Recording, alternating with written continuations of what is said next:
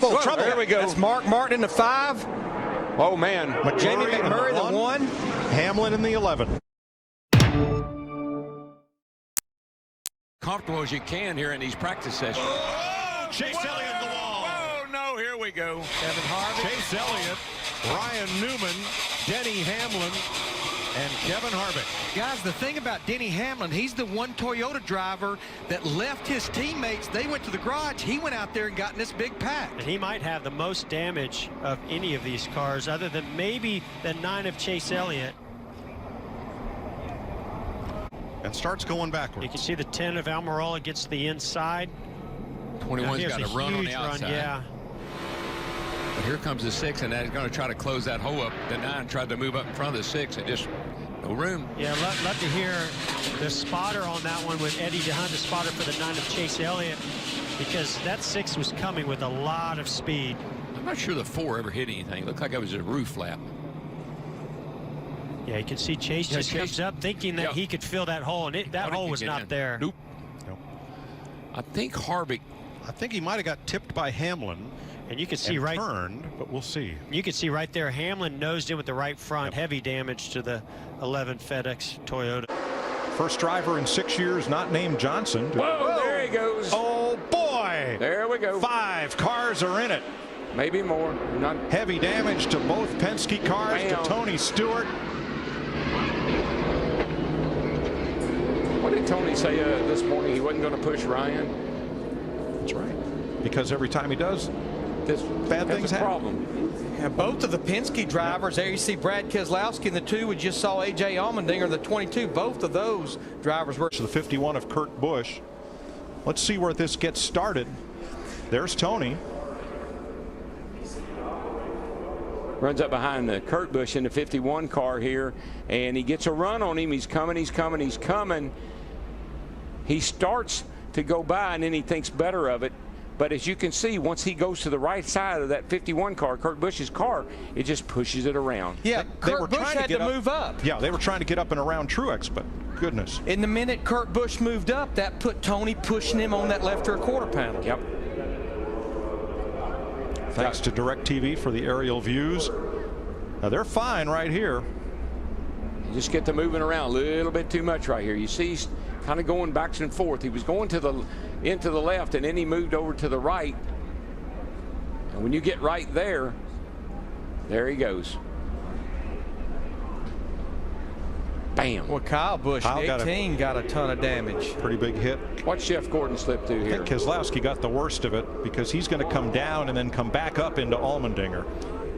The 2 Joe Gibbs drivers, Denny Hamlin, Joey Logano, they just stopped. Steve Burns. Mike, I was listening to Tony Stewart on the radio when that unfolded, and when it ended, he very quietly said, "Sorry, guys, that was my fault." Different driver crew chief combinations. Trouble. There we go. That's Mark Martin in the 5. Oh, man. Jamie McMurray the 1. Hamlin in the 11. And it almost seems like this happens a lot in Budweiser shootout practice. Well, there's 2.5 junk race cars. These cars are just really moving around a lot on the racetrack. Boy, that thing is killed. All right, watch on the right side of your screen. Watch Mark Martin in the 5. I think Hamlin must. Yeah, here comes Hamlin. Oh, he just gets into the right rear of Mark and turns Mark around and sets off a chain reaction wreck there with a lot of race cars. Yeah, Biffle involved, goes to the infield. 29. Yeah, Clint Boyer in that 29 was 29 involved. got hit. I think several cars got some type of damage. Exactly. I think everybody's out of their car down there. Looks like everybody's okay. Looks like Brian Vickers got the tail end of it. Now you're watching from the 5, Mark Martin's car. There's the bump. Yeah. And it's on from there.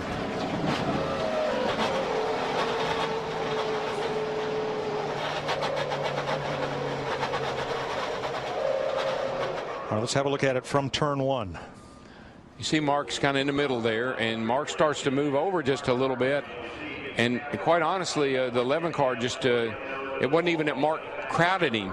He just got into the back of him. And the 11 had his teammate Joey Logano, the 20, actually pushing him. Exactly. Well, that's what drove the 11 into Mark, was that the 20 was laid into him. Well, and Logano had Matt Kenseth pushing him. Yeah, that's what happens. You get these chain reaction deals. You see that outside line, everybody's coming. And, wow. Boy, McMurray, Mark, the 11. I believe the 83 may have gotten through there, Vickers, without hitting anything. Now, you know, the box that this put these teams in, let's look at it one more time. This is looking from Casey Kane. Keep coming. Jeff Gordon in the 24 being pushed by Carl Edwards in the 99.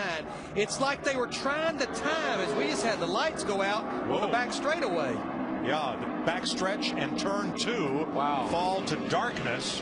The track, however, is still green. But guess what? Now we're under Jeff caution. Gordon and Carl Edwards have not slowed down. Yellow is out for the light. Our lighting system. Watch this. So, boom, boom. Out go the lights. But Carl and Jeff Gordon, they never slow down. They just keep digging. Well, what? We did a short track race once, Darrell. It was Riverside Park Speedway, a little quarter mile in Massachusetts.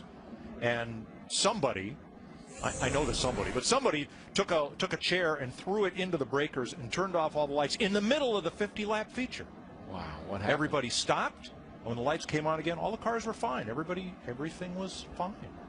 Well, And that will be a backup car. They'll be going to. he made a lane change right here. I just turned around from our opening here, and I saw him kind of turn in front of someone. I couldn't tell you who it was. Take a look at it and see. In front of him is John Andretti. Behind him is Montoya. Watch the blue deuce. And Andretti, looks like that maybe the 42 got into the back of the 2. I think that the 2 ran up on Andretti there and maybe had to try to make a lane change. Maybe this will show us how it got started. Yeah, he got hooked by Montoya. Yeah, girl. Montoya just got into the back of him. And Mike, another thing about the bigger restrictor plate is the closing rate is going to be a lot higher than these guys had last year down here. And so now you're going to close up on the car in front of you a lot faster than what you have in the past. That's maybe causing a little bit of a judgment problem. That was a hard lick. It was, and right here in the tri-oval. A bunch of cars. Kurt Busch hard in the wall. Mark Martin in the 55. Gets hit by Montoya. Then gets... Joey Logano was the first car sideways, and it was as a result of contact. So Logano, Busch, Mark Martin all received damage. Perhaps Carl Edwards as he pulls in. We'll have to check on that. There's the Furniture Row Chevrolet. 78 car there's torn up pretty good. Logano got into him coming across. Watch the yellow car of Logano, and let's see how this gets started. That's actually Matt Kenseth. I'm sorry, yes, you're right. in the 20 car. Yes. Came right down in front of the 78 and made contact, and it's on from there. That's what happens with these guys when you run in pack. If something happens up the front, you're going to get in it. Looked like Carl Edwards in the 99 there. Montoya got a good bit of damage as well. And yes, it is the 20 of Matt Kenseth. Yeah. Logano used to drive the 20, but his new car is also yellow and red. Watch the yellow car of Kenseth. He comes down just a little bit in front of Kurt Busch in the 78 and just comes really across the nose of the 78, and then they spin from there. Edwards couldn't avoid getting into the back of Mark Martin. And Kenseth goes for a ride, and look at Montoya just lift up the back of Mark's car as he goes by. Let's go for a ride with Mark Martin in the Aaron's Toyota. You're supposed to do there, Shane, and Jeff Gordon, I think, was talking to his spotter, saying basically you did everything you were supposed to. There was just nowhere for me to go. Let's see how it started. Happens.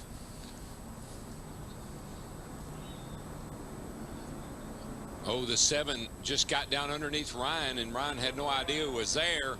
Made a little contact, and buddy, when that happened, that 48 and 24 car both got some pretty serious damage. Boy, Gilliland slid through there pretty nicely.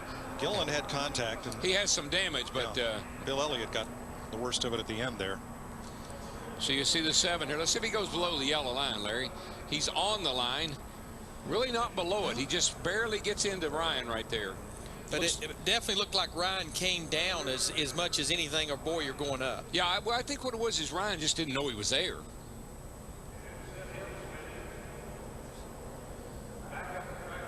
Watch Jimmy Johnson and Jeff Gordon just in the blink of an eye. The 07 engine and the Toyota engine have a lot of similarities, but there's a car in trouble, the two, I think. Can't tell where it started. Something, I think he ran over something though. Somebody got, he's got all kinds of problems. And the red flag is out. He ran over somebody. I knew he did, or somebody ran over him. Don't do anything. Don't worry about it. I know you want to. Don't worry about it. It won't do us any good. Look at the right front on Busch's car. And remember, our last race of NASCAR on Fox, we had this going on at Dover, Delaware between these two guys. Well, I know that I know Kurt said he wasn't feeling well, but this isn't going to help him any. The thing I disagree with, totally, what a mess here. The thing I disagree, Kurt Busch took it out on the 20 car. The guys that work on that 20 car had nothing to do with what went on the racetrack. I think Tony was trying to exit his car to go over and talk to him, but I think there's something And the season begins. Let's have a look here. Serious case of bump drafting that went bad, I think. Oh, Tony's trying to squeeze by on the outside right there. There's not enough room, and he gets into Kurt. That's what Kurt's upset about. Last year, the Daytona 500, they had the two fastest cars. And two teammates tangled. Look at that, the 11 and the 20. There they go. And Stewart and Busch ended up in a big crash that took both of them out. And one or the other of them probably would have gone on to win the race absent that.